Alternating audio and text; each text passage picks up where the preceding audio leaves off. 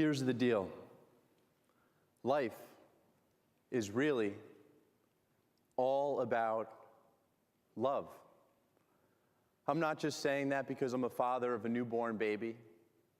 I'm saying that because as a teacher and as a therapist, I've seen people basically choose between two things: love or something else. And what I've witnessed and experienced is this: when people choose love, they always choose right. I was asked to speak today on the topic of illumination, and it made me think about the way the light inside us all can shine. And my favorite way is through our love, which can illuminate in our relationships. The most important relationship that we'll ever have is the relationship that we have with ourselves. And next comes the relationships that we share with one another. As simply as I can put it, we are here on this very earth to love and to be loved. And love is light. In a second, what I'd like to do with you today is a brief, relaxing, guided imagery exercise where I'm going to have you close your eyes and consider 3 expressions of light that can return us to love. I'm going to have you close your eyes and consider 3 items, and then associate each item with a person in your life. So let's get ready. I'd ask that you put your feet flat on the floor, palms facing up in your lap, and when you're ready, gently allow your upper eyelids to meet your lower eyelashes. Close your eyes, and let's everyone take a deep breath. Relax your shoulders. The first item I'd like you to picture is the sun. Picture the sun in the big blue sky. Feel the warmth of her rays, and consider how the sun continues to show up every day, sharing its light and energy unconditionally, even on a cold February morning. Is there somebody in your life that reminds you of the sun? Somebody that loves you unconditionally? Picture that person now and feel their love. The next item I'd like you to picture is a lighthouse. See the light emanating from the top of the structure at the ocean's edge, where the sea meets the land, and remember its primary purpose: to help guide sailors and boaters home. Is there somebody in your life that helps guide you home to your authentic self, to the truth of who you are, to the person that you're meant to be, to the path that you're meant to be on? Picture that person now and consider the direction that they're encouraging you to head in. The last item I'd like you to picture is a disco ball. See the light bouncing off of it? Think of the energy in the room where you might find this unique object. Maybe you hear your favorite song playing. Is there somebody in your life that reminds you of a disco ball? Somebody that shows up with a fun, loving energy wherever they are, wherever they go? Picture that person now and consider how they're encouraging you to live in love. Gently float open your eyes. Today I'd like to share a story with you about a student of mine. His name was Daniel. I met Daniel the very first year I was a classroom teacher. I had no experience as a theology teacher in an all-boys prep school, and somehow this little guy, this 103-pound wrestler, he became more of a teacher to me than a student, because he showed me and everybody in the school building how to shine their love and their light by being an example of how it's done. You see, the same year that I met this little guy was the same year that I was cut from the NFL. Felt like a little bit of my light had been taken from me when the Baltimore Ravens told me I could no longer be their quarterback. I had trained with them all summer. I felt like a kid in Disney. I was playing and competing with some of my childhood heroes in stadiums that I had only visited as a fan. Playing in the NFL was an incredible experience. But at the end of the summer, a week before our first game on the last day of cuts, I was released. And I had to return home to New Jersey to figure out a new career. I had graduated from Georgetown University with a degree in psychology, so I guess I could teach that. But I was hired at an all-boys prep school to coach football and teach theology. It's kind of like a life course for the incoming freshmen. Gave me the opportunity to teach the guys the importance of being kind, caring, and thoughtful. It really healed my broken heart. I loved teaching as much as I loved playing football. And that's when I met Daniel. He came into my classroom like a little disco ball.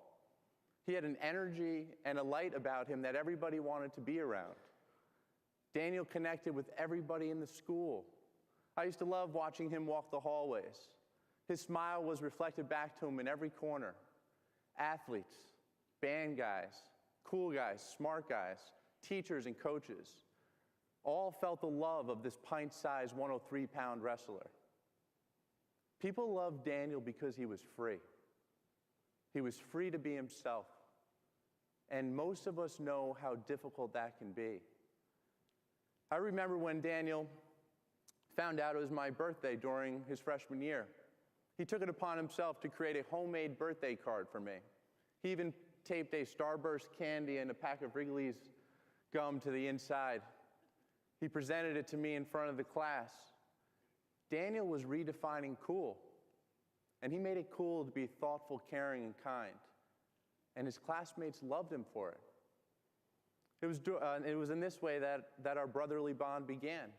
And it was during his sophomore year that Daniel started a campaign for me to date his older cousin, Leah, so that we could officially be family. He even brought her to a wrestling match one weekend. I was only there with about one other person, and Daniel had about 15 relatives cheering him on that night. It was a beautiful night. And then Daniel came into school the following Monday, and he was mad. And he said, "Mr. Ward, you brought your girlfriend to my wrestling match when I brought my cousin to introduce you?" I said, "Whoa, Daniel, hold on a second. That girl happens to be my younger sister. And second of all, I didn't know you were trying to play matchmaker that night." Felt like a real compliment to my teachings. My message of love and be loved was really making an impact. For years, I had been practicing shouting commands for the NFL football field, but I had been practicing another message all along. I was never the type of football player that was overly aggressive or tough. I never yelled at my teammates, and I never yell at my students in the classroom. Some people say this may make people walk all over you, but I believe otherwise. An older teacher once told me when I first began teaching that I shouldn't smile in the classroom until after a few months have gone by. I guess the theory is that the students would think I was tough, but I love to smile. And I have a different theory. I believe that the toughest guy in the room is not the football guy. It's the loving guy. It's the most manly thing that could ever be accomplished. It's not that difficult to do, but it requires great thought and courage. I loved football because I thought it was one of the finest team sports. When we were on the field, playing together, relating as teammates, defending each other, protecting each other, doing a little dance in the end zone to celebrate the points we score. Football was really about relationships. And so is love. Love is a team sport. A team that we are all a part of. And on this team, Daniel's an all-star. But Daniel never had the glory of an end zone dance or even a dance at his junior prom. And that's because his light extinguished way too early. One night, during Daniel's junior year in February. He was rolling up the mats with his wrestling buddies, and he collapsed in pain. Daniel suffered an aortic aneurysm, and he died early the next morning in the hospital. It was tragic. The date was February 7th, 2002. Exactly 12 years ago today. I don't think it's any coincidence that I'm here today with the opportunity to share Daniel's story with you. Daniel is my lighthouse. When the water is dark and dangerous, the lighthouse can provide a warm and inviting light, almost as if to say, "This way home." Daniel brought me home literally by bringing me to his home. The night after he died, I visited his family, along with a number of other teachers from our school. We were all greeted by Daniel's cousin, Leah, who thanked us for being there during such a devastating time. I introduced myself as Daniel's theology teacher, and she replied, "Oh, you're the one that Daniel wanted me to marry." It was kind of like a light went on. I ended up sitting with Leah and her mom, sharing stories of Daniel and looking at pictures. It was a really difficult time for us both, but it was hard for me not to notice that Leah had the same passion and energy for life that I saw in Daniel. I wish he could have seen us meet. Riding home that night, I quietly recalled my last moment with Daniel. He was visiting my class. And like many times before, Daniel would just stroll right in. And because I was sitting behind the desk, he came over to me, and we were about the same height, and our shoulders bumped into each other as we talked. I introduced him to the class as a 103-pound wrestler who was having a great season. And the younger guys just kind of looked at him in awe. I mean, here was this guy, smaller than most of them, but he carried so much weight and loving energy. And on his way out of the classroom that morning, Daniel turned over his shoulder in his cool little way and said, "See you around, Mr. Ward." Daniel died early the next morning. A couple of weeks later, I thought I saw Daniel at school. A student was sitting with their back to me, and it looked like Daniel. And for a moment, I believed that it was him. But soon the student stood, and it obviously wasn't Daniel. But to me, the message was clear. The same love and light that I witnessed and experienced in Daniel could be found in everyone and everything. And so I began to look for Daniel, to look for love in everyone and everything. And at the crucial point in my life, even in myself, Daniel was right when he said, "See you around." Because the same love in him is within us all. Just as I tell my students back at school, there is so much goodness in you. And you are all, each and every one of you, worthy of love and belonging, just as you are, imperfectly perfect. And once you begin to open yourself to love, you will learn to see it everywhere, creating a peace, a freedom, and a truth that will shift your overall entire experience. Think about it. If I stand right here and I shift just a little bit, my view changes entirely. Well, the same is true for love. If we can begin to make an effort to love and to be loved without any conditions, we will bring a whole new level of meaning to our relationships and to our experience. I'm going to ask you to close your eyes one more time. Picture the sun. Author Anthony DeMello writes, "Has the sun ever said to the earth, 'You owe me'? Look what happens to a love like that. It lights up the whole sky. Is there somebody in your life that could use a little unconditional love? Picture that person now. Remember the lighthouse.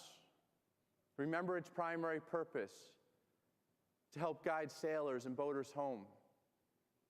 Is there somebody in your life that could use a little guidance, a little direction? Picture that person now.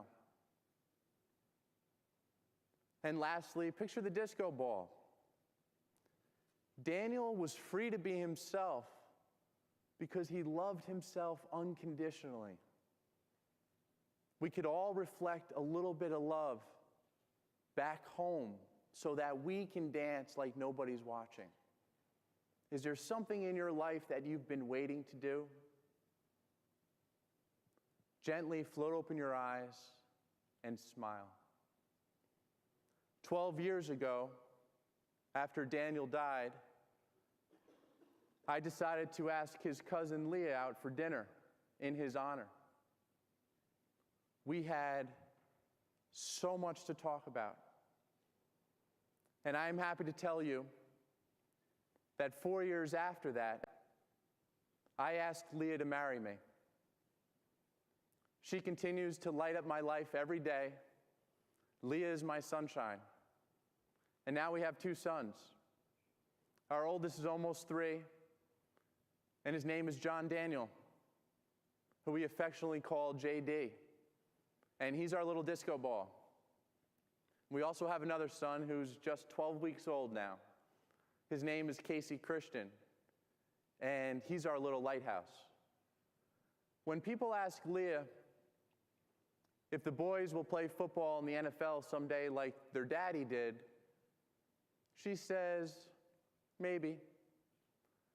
But our only wish for them is to truly live a life where they can love and be loved.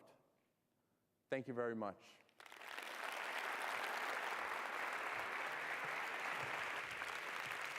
That was great.